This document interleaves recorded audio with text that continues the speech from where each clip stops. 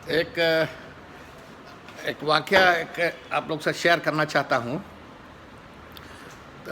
हमारे माताजी और पिताजी बहुत बहुत ही रिलीजियस विचार के थे, और विचार ही नहीं इन सिंसियरिटी और रहती है, और रेगुलर हमारे घर में धार्मिक वातावरण रहता था। पूजा पाठ से लेकर एवरीडे मदर नियम से पूजा करती थी, भगवान का भोग लगता था।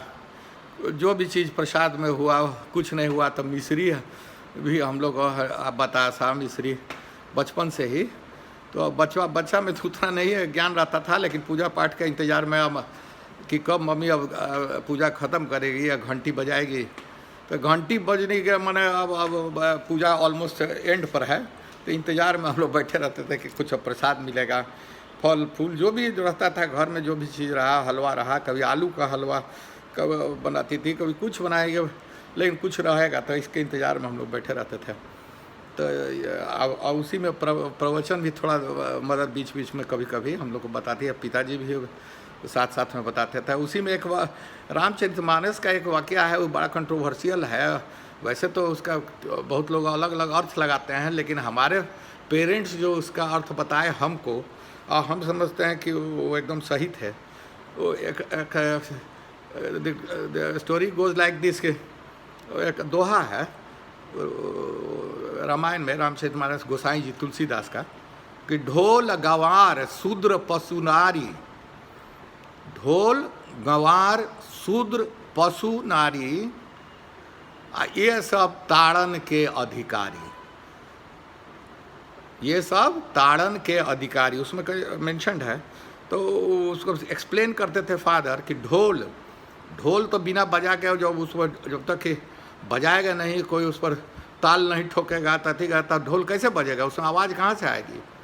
तो ढोल गंवार कहा जाता था, कि हालांकि वो सिस्टम अब नहीं हम कहेंगे, अप्रूव करेंगे, लेकिन गंवार का मतलब ये नहीं है कि गंवार का मतलब कि जो उसको अज्ञानी है, समझिए उसको, खाली गंवार वर्ड मत रखिए उसको, उसका बहुत सूक्ष्म अर्थ है कि अज्ञानी माने ज्ञान की कमी जिसको है, उसको आप गंवार कह सकते हैं।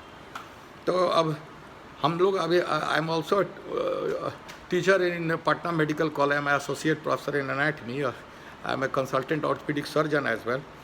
तो हम लोग बच्चों को पढ़ाते हैं, उसमें पहला क्लास में हम बताते हैं कि भगवान से या ऊपर वाले से या खुदा से कहिए या गुरु से कहिए, हरदम रहे कि हमारी मदर भी बार बार कहती थी कि जरूर है कि सबसे पहला चीज़ स्वस्थ रहिए, सकुशल रहिए, सानंद रहिए, सब परिवार है। ये परिवार है, सब परिवार खाली अपना ही परिवार नहीं, आपका मोहल्ला परिवार है, आपका पूरा जिला परिवार है, आपका स्टेट परिवार है, आपका कंट्री परिवार, आपका पूरा मानवता, इंसानियत, सब पूरा ब्रह्मांड हम लोग के यहाँ, वसुधैव कुटुंबकम हम लोग के यहाँ, द होल फिलॉसफी हम लोग के यहाँ इंडियन जो फिलॉसफी है, वसुधैव कुटुंबकम, पूरा पृथ्वी से लेकर सब कुछ हमारा अपना परिवार है, अपने हिसाब से उसको रखना है। उसी तरह तो उसमें हम लोग टीचर एज ए टीचर बताते हैं कि ऊपर वाले से जरूर मांगो, तमसो माँ ज्योतिर्गमय, तामस मतलब अंधकार, तमसो माँ है, माँ सरस्वती माँ है, नॉलेज गॉडेस ऑफ नॉलेज, देवी जो भी है, हमको अंधकार से रोशनी मिले चलो। एक जगह बहुत अच्छा एक रिसाइटल था, उसमें उसको कहा कि बच्चा स्कूल जा रहा है, बहुत अच्छा वो कविता थी, आती थी, टीवी पर हमने देखा था, और उसका अर्थ इतना सूक्ष्म था और इतना दूरगामी था। आप सोचिए उसको ध्यान से, आप सोचिए उस पर कि बच्चा स्कूल जा रहा है, school is nothing, place of learning, it's basically it's a place of learning. तो लर्न करने का मतलब क्या है, अंधकार से रोशनी में आप जा रहे हैं, वही चीज़ है। तो उसी तरह से अगर कोई अगर नहीं उसको रोशनी हुई है, उसको सिखाया जा सकता है, उसको बात समझिए, वो फिजिकली या मेंटली आजकल कोई डिसेबल्ड नहीं बोला जाता है, कहा जाता है कि डिफरेंटली एबल्ड है।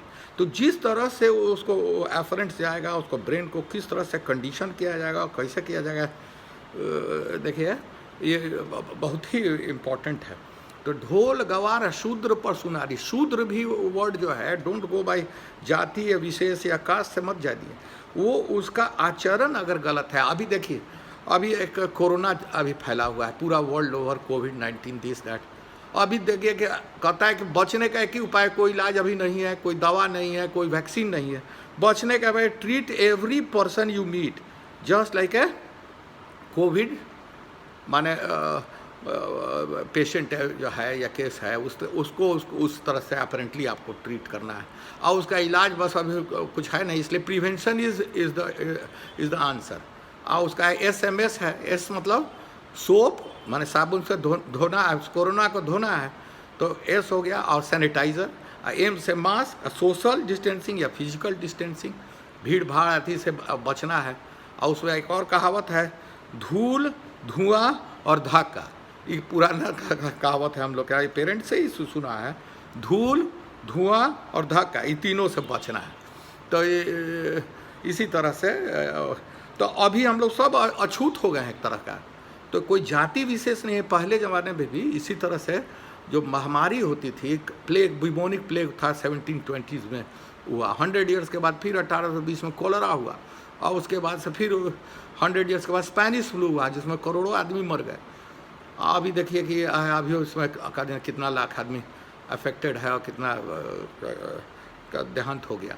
तो कहने का ये तात्पर्य है, तो ढोल गवार शूद्र अब पशु और नारी नहीं है, अलग अलग नहीं है। वही मदर फादर हमको बताता था लोग कि पशु एनिमल का तो ठीक है, उसको भी ट्रेन करना है। आजकल देखिए जानवर को भी ट्रेन किया जाता है, सर्कस में देखिए, हाथी को देखिए, घोड़ा को देखिए, तोता तक को ट्रेनिंग दे रहा है, पढ़ा दे रहा है, टेबल दिखा दे रहा है, और शेर को तो सिखा ही दे रहा है।